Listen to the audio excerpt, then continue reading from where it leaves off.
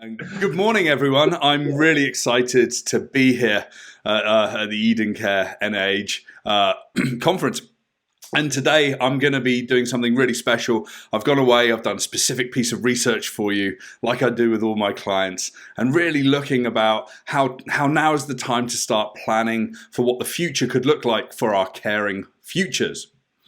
As a futurist, I like to shift mindsets of the people that I talk to.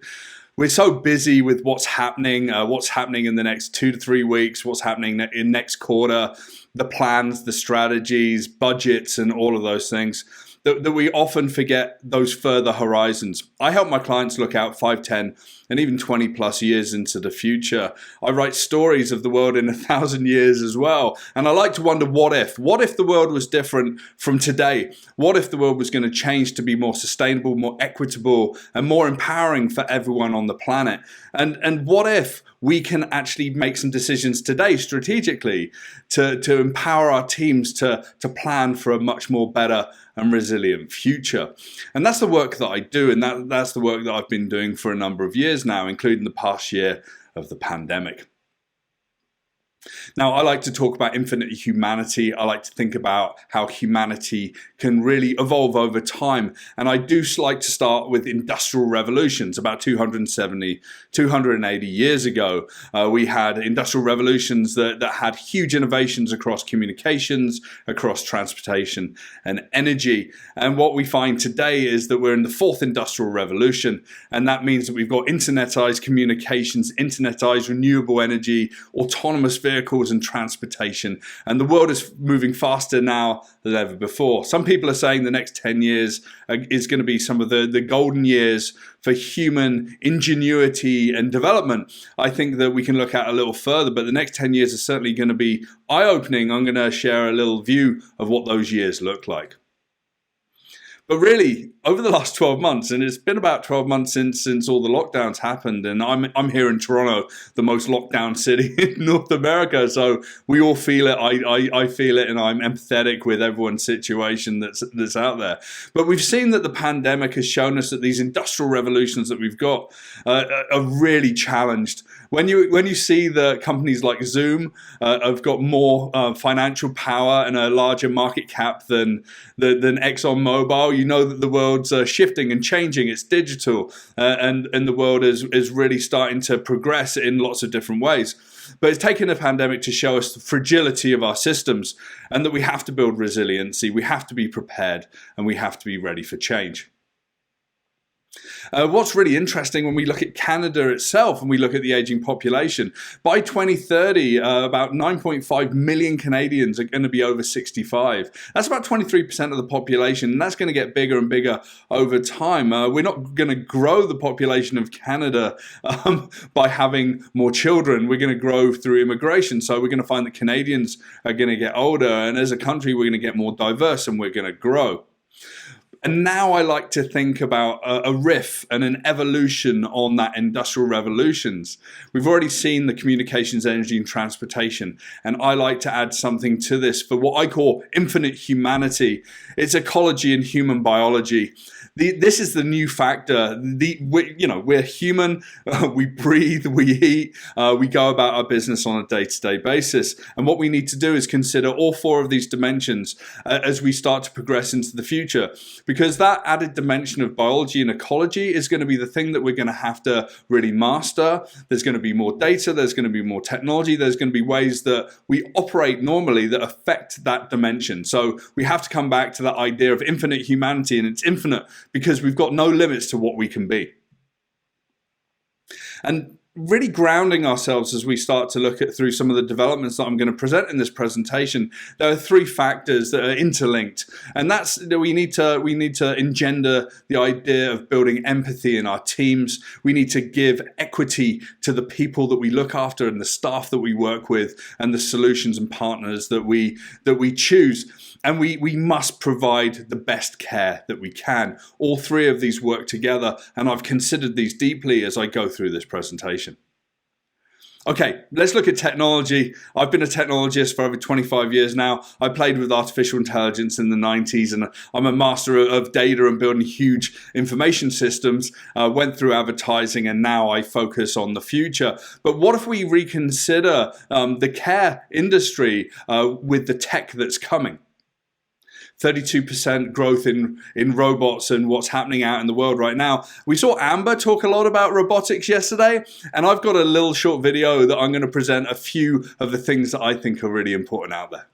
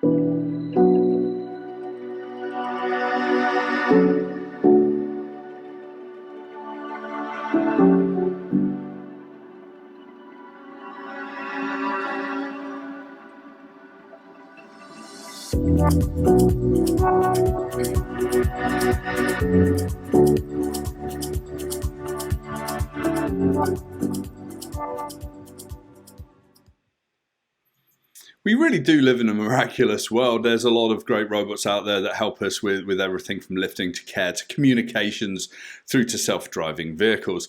There's lots of discussions about how this technology can help us. I like to think about how the technology could potentially remove the human element from care and how we need to start to consider that in the scheme of things. Now, we've kind of entered a new world of what some are calling fully automated luxury communism. The idea that over the next 20 to 50 years, suddenly robots and automated systems, applications and technology can remove the need for work, for having to interact too much with people that we need to care for, and our lives can be this beautiful sunrise of opportunity. Well, I don't think that the world is going to be that way. I think that we need to have deep human-to-human connection, and we can't just automate everything away. In a post-scarcity world, the fully automated luxury communism isn't necessarily going to be a promise that I think is going to come to light, because I think that all of us that care for other humans and that care for each other are really going to double down on the humanity and the connection there. But what's really interesting is today we're starting to see people relying more and more on their devices. Over 4 hours a day are spent on TVs, computers, tablets, and other devices in North America. So, more and more people are really delving into the communications there. If you've got kids, you know that they're heads down into their tablets and computers than having conversations out there in the real world, even if they're in the same room as each other. So we have to be really cognizant of this. And this is coming into the elder care community. There's lots of people promoting solutions that are technology focused. And, going into those screens isn't necessarily going to be the future that I want to see. But it's interesting because you can design devices that can be really useful for older people. So Samsung had this idea. They said, okay, let's design a phone, and this is the Samsung Toco Lite. Let's design a phone that's simple to use for older people. Now they had a dilemma. They launched it. They thought it was going to get a lot of uptake. And they were getting feedback from people saying, well, I bought it. I don't know how to use it. So what they did was they reached out to a company called Special Projects. and they said, can you redesign our phone or redesign our operating system? These older people can't operate this. And Special Projects looked at this problem and thought, well, maybe there's a better way.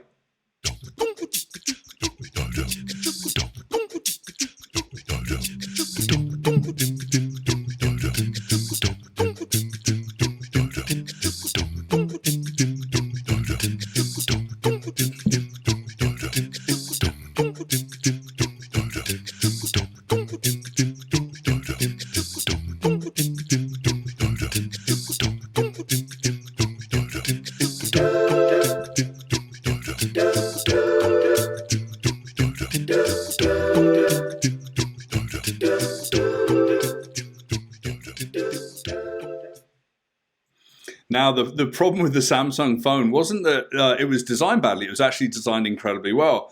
They just hadn't considered how older people learn how to use new technology. So Special Projects stepped up. They created those amazing books that could step you through anything that people wanted to do.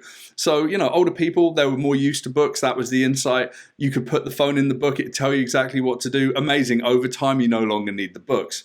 And I think when we look at technology, we need to start to think about this relationship between the people that use the technology and the technology itself. And I want to introduce a concept here as well of calm technology.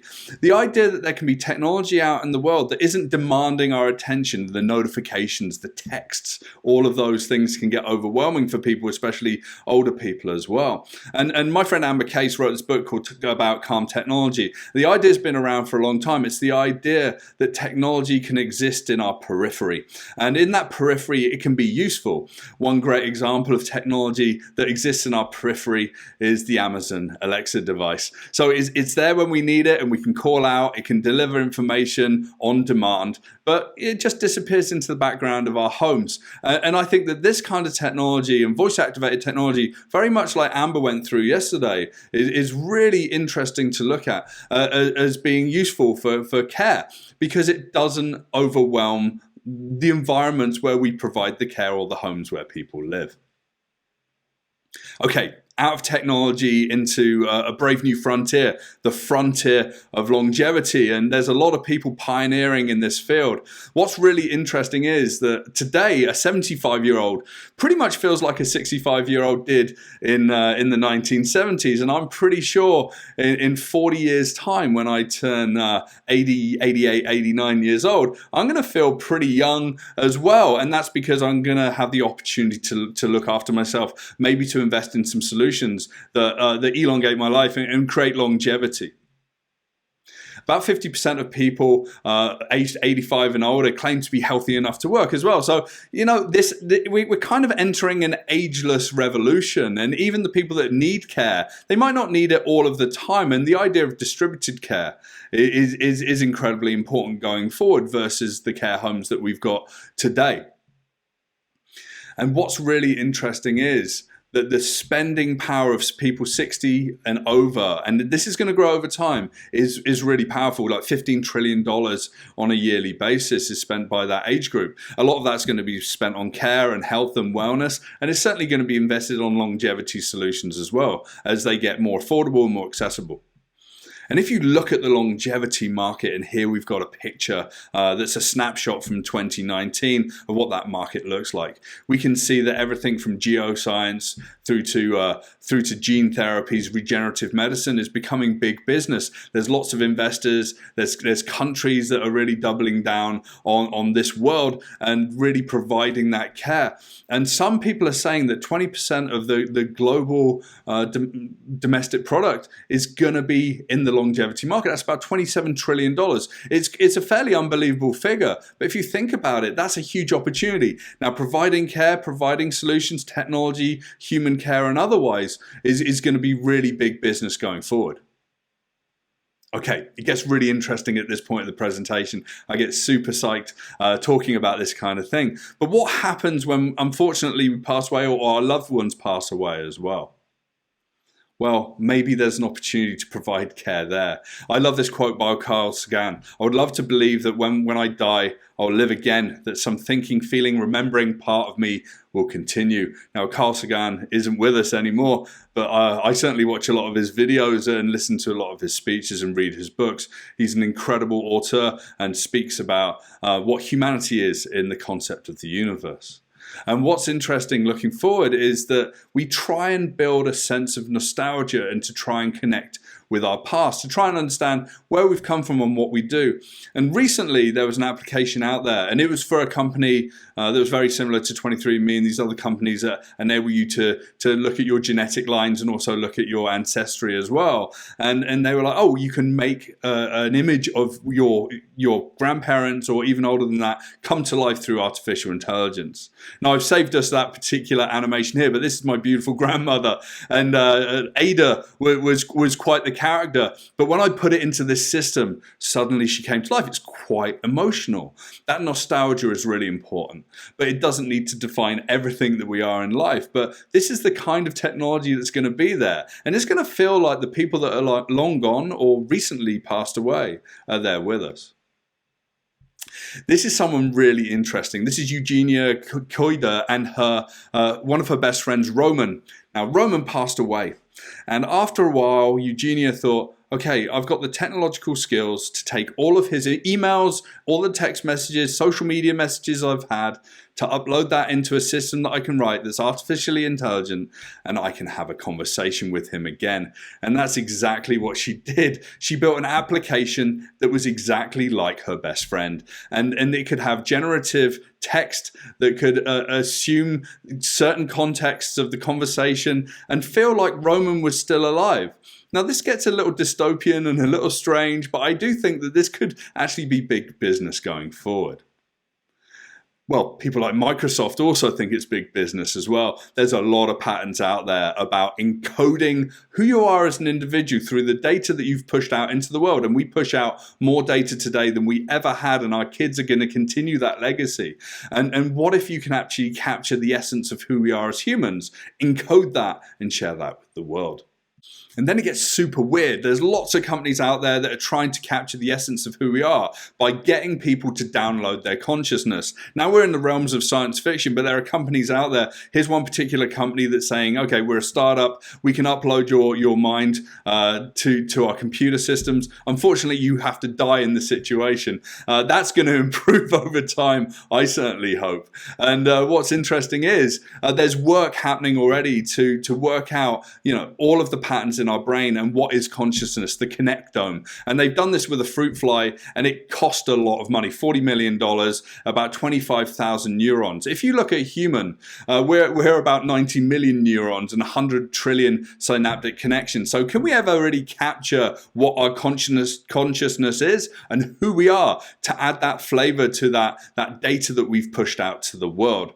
Well, I actually think yes, and I'm not exactly sure when it's going to happen. But if you look at the genome project that started in the year 2000, it was $100 million to sequence the first genome. Today, it's about $1,000, and there's hundreds of millions of genomes that have been sequenced out there. So is that going to happen with our consciousness? Yes. What's the time scale on that? Well, let's look out to 2100 and let's revisit it then.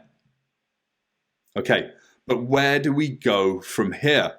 If we've got this technology and we've got the ability to be ourselves, whether we're here or we're not, what's the world going to be like? What considerations are there out there? Well, I had to go and visit a different place to look at that. So come with me. In this presentation, I've covered a lot of different solutions that enable us to connect more deeply with the people that we care for and to connect them with us. But what is this world that we're destined for? We're surrounded by technology. We've ultimately become cyborgs, and we're connected with those devices and platforms that we love and ultimately trust. It's not necessarily a bad thing, but we could find ourselves in a metaphorical matrix of sorts. And here inside the matrix, we have two choices. Take the red pill or the blue pill.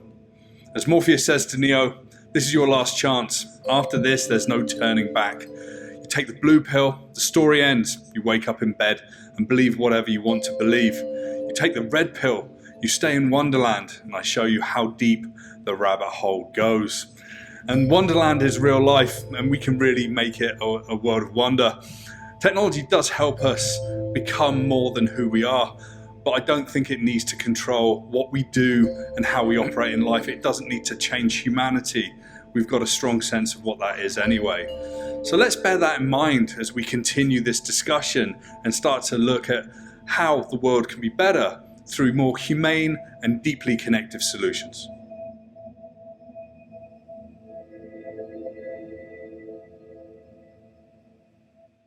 It's always a bit strange when I go to that place. But you know, this is all about having fun. And I like to think about different contexts for thinking. And one of those different contexts for thinking beyond technology is about healing journeys, deeply connective, religious or otherwise experiences as well. If you look at how our mind and our consciousness works, it's really fascinating, and I've underwent a lot of different courses to look into this. So we consciously soak up information at about 40 bits of information per second. We process that consciously. It means that we don't trip over flagstones on the side of the street that are flipped up, and we generally don't hurt ourselves as we go walking about life, cooking food, and looking after our families. But subconsciously, 40 million bits of information per second are being soaked in. Our subconscious can soak up so much more. This is why we have people that can be really empathetically connected to the world at a deeper level. And if you can train yourself to start looking further, to start looking at different ways of connecting with that can be really valuable, especially in the context of trauma and a number of other areas that can cause mental health problems. Now, I've practiced meditation, EMDR therapy that helps realign the memories. I do Psych K, which is natural language processing, sort of the reprogramming of the subconscious. I look at things like emotion code. I've done breath work, which is incredibly powerful. And I've even looked at music therapy. And music therapy is used a lot, especially with people with dementia, to be able to bring back memory and to create happiness in life. So there's a lot of power out there to be able to look towards therapeutic solutions. I think that therapies and this kind of provision of service is going to be essential for care looking forward. And now getting a little bit more esoteric and looking forward even more, you can start to think about psychedelic therapy as well. Now we know that about $8 billion is spent in North America recreationally on psychedelics, and certainly a lot is spent medically these days as well as that market starts to grow. And we can see that everything from psilocybin mushrooms, MDMA, ketamine, ayahuasca ceremonies, and DMT, where you work with shaman, ibogaine with shaman again, that deals with depression, that deals with everything from addiction and beyond, can really help people look at themselves, go deeper, and heal a lot of the multi-generational trauma that maybe we're born with, or the things that we've dealt with in our lives. Now, a lot of this has been something I've studied over time. I've seen people change their lives entirely. Tapping into the subconscious, again, is going to be big business in the care world. If we look specifically at psilocybin mushrooms, you know, this isn't about going out to the forest, taking some mushrooms, and 15 hours later start saying about the wondrous trips that you had. This is about going to places and under the guidance of psychotherapists and counselors, being taken through journeys. And they've actually found through studies in New York City and beyond that you can take people to deal with their own mortality and to prepare for the future. And the way that they do that is by using the power of psilocybin to connect neurons in the brain. This is a frontal lobe that's connected through the use of psilocybin and therapeutic uses. You can connect lots more different parts of your brain. Those bits of information per second get dialed up, and you can really tap into that subconscious. And people have been found to deal with addiction, come out of depression, and be ready for end of life when they're actually finding themselves with terminal illness in much more effective ways than say straight counseling or dealing with it themselves. So this is going to be big business going forward as well. There's companies that have popped up all over North America. This is Fieldtrip. These are in Canada. These are down in the States as well. And you can literally go in, make an appointment. You can go through, say what your challenges are, and then you can start dealing with things in terms of a course of treatment. So let's think about rethinking care. and how holistically we can really build something that's better. This is about empathy, care, and equity, very much like I started this presentation with. And everything that I've spoken about today needs to be carefully considered. We can't just go careening in and saying, hey, do this, do that, use this technology. Hey, come into this therapeutic session and take this pill. That's not how things work. This is a careful balance, and that balance, whether it's technological or human-based, is really important to look at as well. And one solution that I think is really important to highlight, and apparently someone brought this up yesterday as well, is around dementia villages. The Heugelwijk is a place within the city of Weesp in the Netherlands, and it's just like any other neighborhood there. It's creating normal life for people living with severe dementia. It's a built environment, it's software and it's staff. It's got pubs, it's got theatres, it's got greengrocers, and it's got the ability to live life in the way that you want to live life. And it's about focusing on what people can do, not necessarily what they can't. So this is shift of focus. What's interesting is that these communities have started to spread all over the world. There's one in Langley out in British Columbia as well, so take a look at that. But building these deeply empathetic connections is human, and that's the message that I'd like to leave here. You know, at the beginning, I said, let's shift our mindsets from what we're dealing with every day, what we have to do, what we're planning for in the next 3, 6, 12 months, to shift our mind to what if. What if the future is deeply empathetic and equitable, and we can provide care in so many new ways that people live for longer, they have happier lives, they've got deeper connections with their families, and they can go further in their lives and really be more than they could ever want to be in their final years. And I hope that this is a focus that happens in the world generally. And I hope that Eden Care and the people at the conference today really enjoyed this presentation.